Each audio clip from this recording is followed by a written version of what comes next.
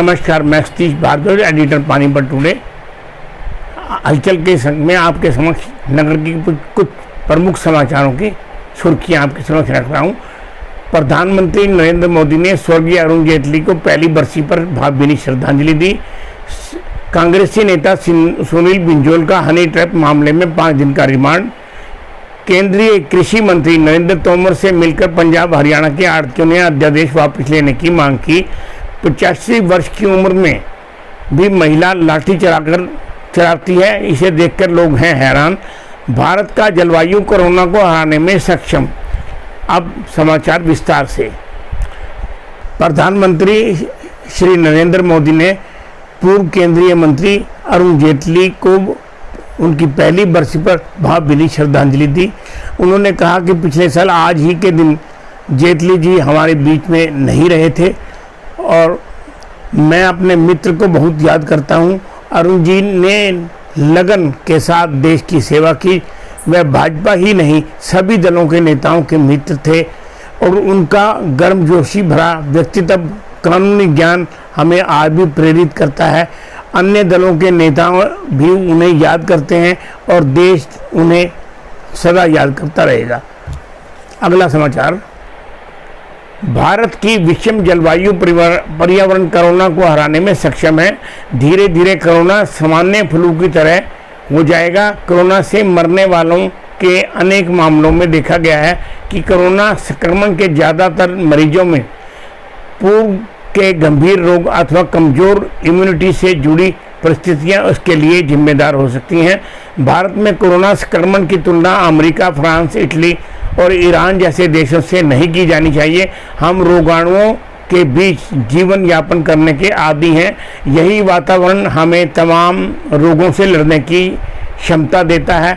इसीलिए हमारा immune system काफ़ी मजबूत हो जाता है और हमारे लिए एक कवच का काम कर रहा है। हमारी रोग प्रतिरोधक क्षमता मजबूत है।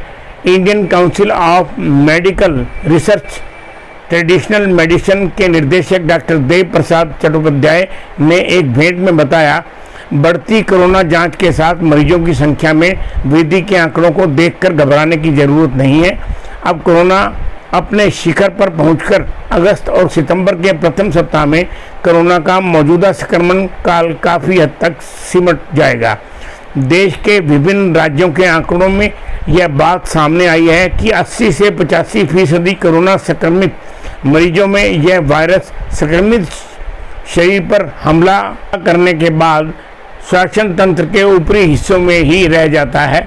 नाक, मुंह और गले में म्यूकस बनाने वाली मोनोलेयर और बाइलेयर कोशिकाओं के साथ अन्य कोशिकाओं को भी संख्या कम होने से कोरोना वायरस यह मल्टीप्लाई करने की क्षमता खो देता है। इसके चलते मशीनों में सामान्य तौर पर कोई गंभीर लक्षण नहीं मिल रहे हैं। ऐसे मरीजों को एसिम्प्टोमेटिक माना जाता है। यह वायरस ऊपरी श्वास तंत्र को प्रभावित कर रहे हैं। यही वजह है कि अधिकतर मरीजों में लक्षण ना होने के कारण, एसिम्प्टोमेटिक होने के कारण दूसरे देशों की तरह घातक साबित नहीं हो रहा। घबराएं नहीं, कोविड-19 सामान्य फ्लू की तरह सामान्य हो जाएगा। अगला समाचार। 85 वर्ष की उम्र में भी शांताबाई पवार को बुलंद हौसले युवाओं को आज भी प्रेरित कर रहे हैं। पुणे की रहने वाली शांताबाई पवार 85 वर्ष की उम्र में भी लाठी का हुनर दिखाकर अपनी रोटी के लिए किसी की मोहताज नहीं है। उन्होंने बताया कि उनके परिवार में कुछ अनाथ बच्चे भी हैं जिनका पालन पोषण भी वह ही करती हैं। शांताबाई का कहना है कि वह 8 साल की उम्र में लाठी का हुनर दिखा रही है। अपनी कला के प्रदर्शन के लिए विभिन्न स्थानों पर उसे बुलाकर बच्चों को प्रेरित करते हैं, पर अब कोरोना की महामारी ने उसे घर बैठने को मजबूर कर दिया है। अपने परिवार के पालन पोषण के लिए लाठी ही उसका सहारा है।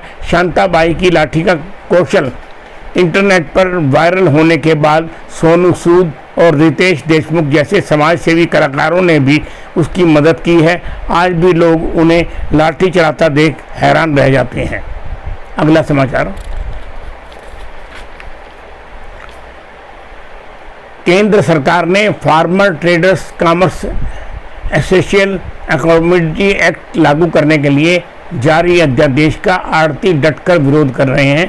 आड़ती एसोसिएशन अध्यादेश वापस लेने व वर्षों से किसान और आड़तियों के समन्वय को खत्म होने से बचाने और पंजाब और हरियाणा के 55,000 से ज़्यादा आड़तियों के परिवारों को संभावित रोजी रोटी के संकट को रोकने की मांग को लेकर कृषि मंत्री किसान कल्याण मंत्री नरेंद्र सिंह तोमर से मिलने पहुंचे और हरियाणा व्यापार मंडल के प्रधान शिव कुमार जैन व पंजाब आड़ती एसोसिएशन के प्रधान रविंदर सिंह चीमा ने आड़तियों के साथ जाकर मंत्री जी से अध्यादेश वापस लेने की मांग की।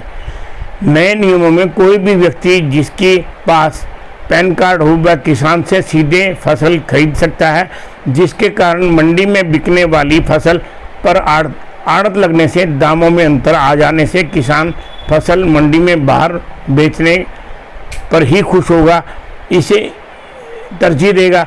इसे रोकने के लिए जरूरी है कि इन अध्यादेशों को वापस लेकर केंद्र सरकार आड़तियों और किसानों के बीच समन्वय को नष्ट न होने दे और आड़तियों के परिवारों को रोजी रोटी के इस संकट से बाहर निकाले।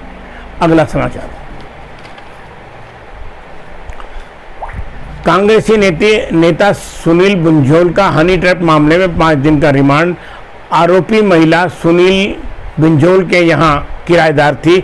सुनील पर समझौता कराने में का दबाव था और सुनील की भूमिका पर आरोप के बाद गिरफ्तारी की मांग थी। आरोप है 38 लाख हनी ट्रैप के रूप में चोट वसूली गई। सनौली थाने की एसआईटी इसकी जांच कर रही है। सुनील के परिजनों का आरोप है मामले में शामिल पुलिसकर्मी को बचाने के लिए सुनील को फंसाया जा रहा है। प्रदेश कांग्रेस अध्यक्ष कुमारी शैलजा का कहना है कि सुनील एक राजनीतिक आदमी है और राजनीति में समझौता करवाना कोई अपराध नहीं होता। हलचल के इस अंक को यहीं समाप्त करने की मुझे दीजिए इजाज़त। कल के अंक में फिर मिलेंगे। नमस्कार।